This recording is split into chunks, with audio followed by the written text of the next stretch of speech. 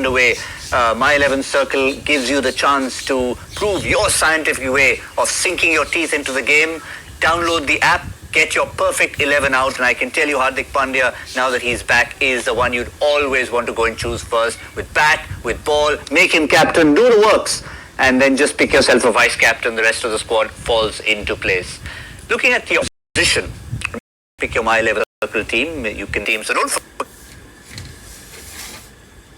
forget the opposition. You can't have 11 Indian players in your team, much as you'd like to. The opposition have actually been playing some pretty decent cricket, but we'll focus on an individual also, someone like Faf du Plessis, and remember South Africa coming off a 3-0 victory against Australia, and India coming off a 3-0 defeat, which is why it makes it so interesting. But before that, it's not been really good news for South Africa international cricket post the 2019 World Cup, which of course they started with a defeat to India. Look at all formats of the game, T20I, Tests and ODIs, draw, loss, until that 3-0 against Australia. They had nothing to show since the World Cup. So suddenly for them, we're looking at them with maybe a little bit of renewed respect.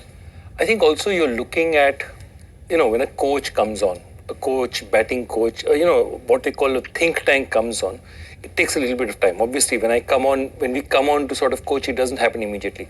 So, Graham Smith, Boucher, Callis being in the system, all these people are really great players, and they have the ability to influence. But what they'll do will not happen overnight. So what you're going to see is definitely a much improved South African team over time, because these guys know what good cricket is about. And remember, South Africa in their playing days had a huge winning percentage. They were they might have missed out on a few important tournaments, big matches, but their consistency was unrivaled.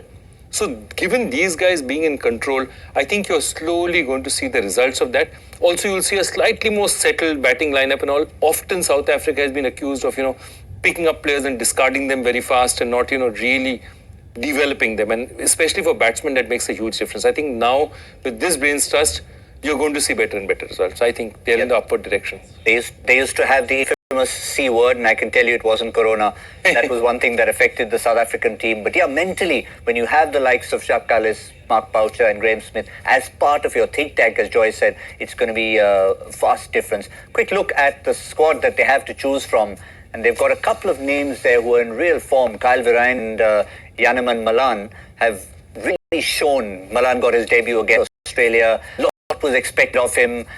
Heinrich Klaassen, who obviously enjoyed India as well. He's found his way through T20 leagues. Now he's a settled member of that side. And the bowling, despite Kagiso Rabada not being there, still looks to have a pretty decent look to it, led by Lumbisani and Giri. Absolutely. I think over the years also, if you look at South African squad, it always used to be that pace battery which used to stand out, and with this bowling attack you can actually say that there's some good young talent also. Sipamla is also a good young talent who will be playing.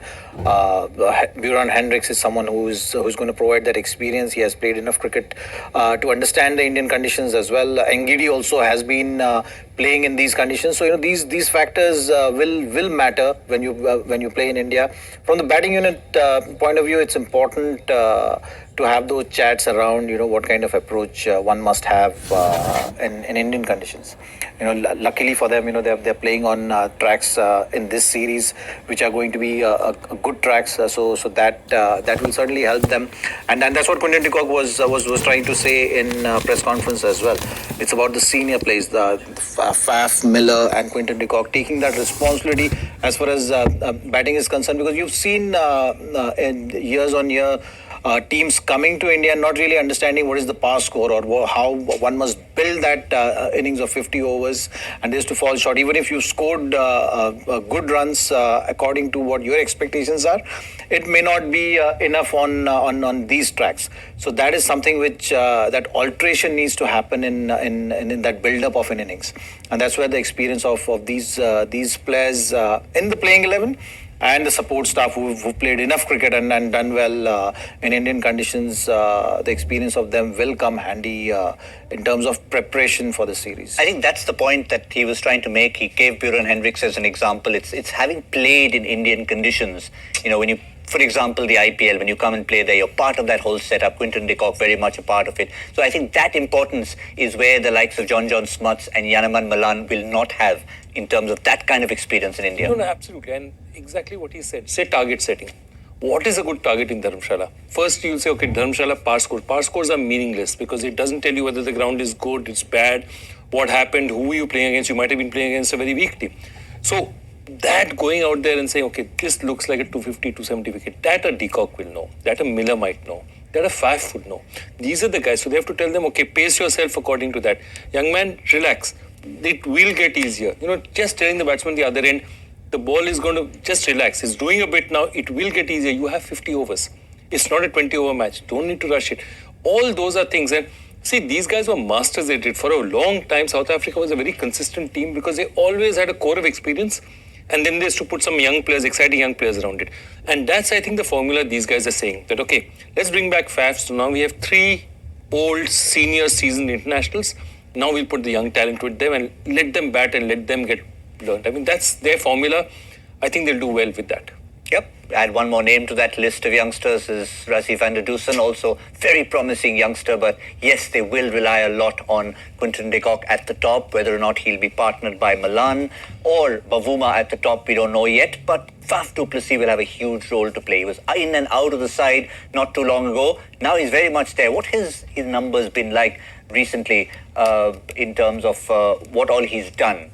And have a look at August 2019. South Africa Men's Cricketer and ODI Cricketer of the Year award, then rested for that T20I series in India in September, became the first South African captain to suffer an innings defeat since 2010. They were beaten 3-0 by India in that test series in October. Then his test career average drops below 40 for the first time, and that's usually a good benchmark of where you are in test cricket. That dismal test run continues. He steps down in February 2020, and this is sort of a chronological sequence of Faf du Plessis in the last 8 months or so. And then he finally comes back into the ODI squad, was not considered for the Australia and England series.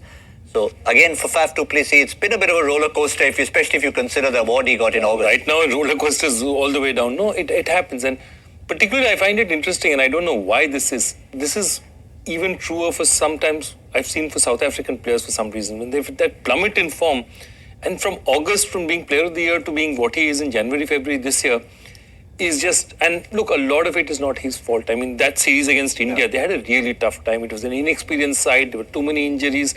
They were just not good enough.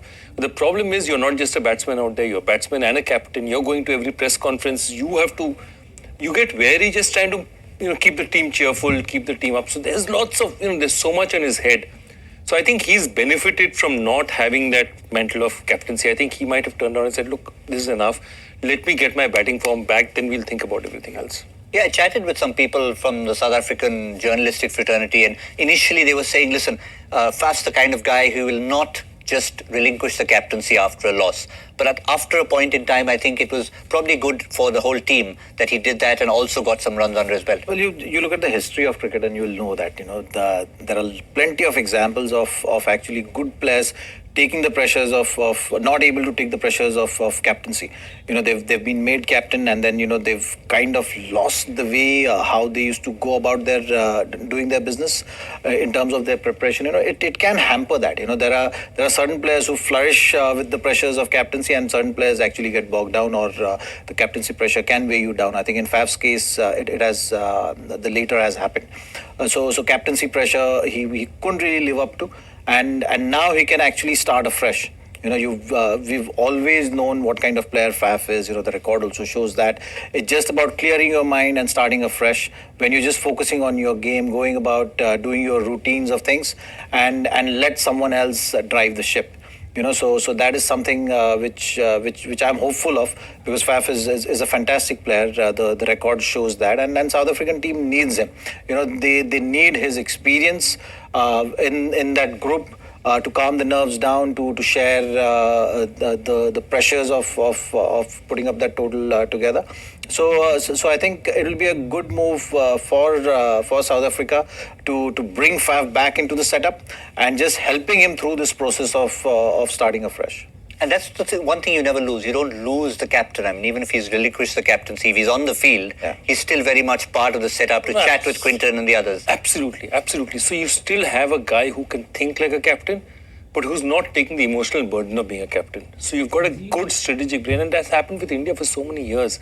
I mean, Saurav Ganguly at his peak, he had always had you turn down and tell Sachin, who should I bring on, what should I do? And Sachin was always there for him. That's the thing.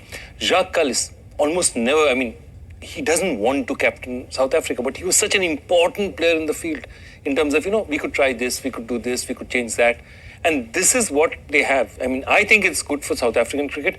And who knows, in 1 year's time, form may have changed, something may have changed. I think he's getting on in years, so maybe not coming back to that captaincy.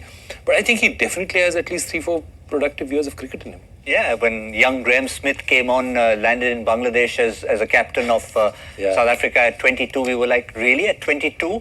But obviously they saw something in him as a future leader, despite others being around him.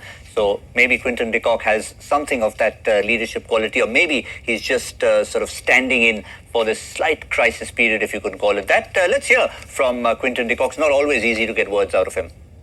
Obviously, Faf's come back. He plays a big role for us from a leadership point of view. I think he is here to help out a lot of the younger guys in our team. He still adds a lot of value for us, and he also knows that he has a lot of value to give in this team. So it's still great to have him around. Obviously, his experience that he's learned over the years have been a big help for this series for us. Like I said, he's probably come in and help out all the youngsters. He was given a chance to have a break. Obviously, it's been a long season. So I think it was important for him just to put his feet up for a little bit, just regather his thoughts. And we're just glad to have him back with us. We're undecided where he's going to bat at the moment, but we'll come up with a decision later. Yeah, he's a good batsman, safe keeper, but doesn't like the interviews too often. It's true of a lot of players. More than so many players it's so difficult to drag them. You're man of the match. No, I don't want to go. I think you're man of the match. You have to be there for the press conference. Happens. Players are like that. Yeah, but never short of a word, especially on a rainy day. It may not be raining in the studio, but it is raining in Dharamshala. It's always a good time to get a cup of tea and sit with a good cricket quiz. For now, of course, we're going to keep it to a single question because this is the time on the show. We look forward to our joy factor question. And I believe in your own words, you have something interesting to start the series with. It's a nice one. It's really a nice one because it's an interesting fact whether you get the answer or not. Who was the wicketkeeper when the current Indian chief selector Sunil Joshi recorded his best ever bowling performance in limited over internationals? Oh, yeah. Yeah, I know Zach knows. Already has smiles being exchanged in this. No, I think Sunil Joshi's best performance has some kind of linkage to me as well with my career. Yes, it is. Yeah. Nairobi. So that's the head. Leave it at that. Okay. Because I can see hashtag Cricbuzz Live, the answers already starting to pour in. But yeah, it's a good way to start with the new chairman of selectors. Also, recent spin bowling coach of Bangladesh. I had to throw that in since I've just come from there. But because they were talking a lot about him when he got appointed chairman of selectors, almost taking credit for it, by the way. So, but they tend to do that from time to time. But it's always good to end off with a little bit of a teaser. Unfortunately, the only part we haven't managed to cover today is a toss, the result of the toss, what's happening, only speculation. We can only hope that the rain gods relent and we get some play in Dharamshala. And we'll, of course, keep you updated. Stick on Cricbuzz Live and we'll bring you all of it. Yes, it's almost a sense of deja vu. If you go back to that game in September 2019, 15th of September to be exact, there was a washout in Dharamshala. Are we seeing it all over again? Beautiful place, but the weather can play spoilsport at times. Thank you, gentlemen, for the moment. We will be back whenever we have an update for you, but don't worry, we will make sure we keep it coming. Get that joy factor answer in. My 11 Circle presents Cricbuzz Live. We'll see you soon.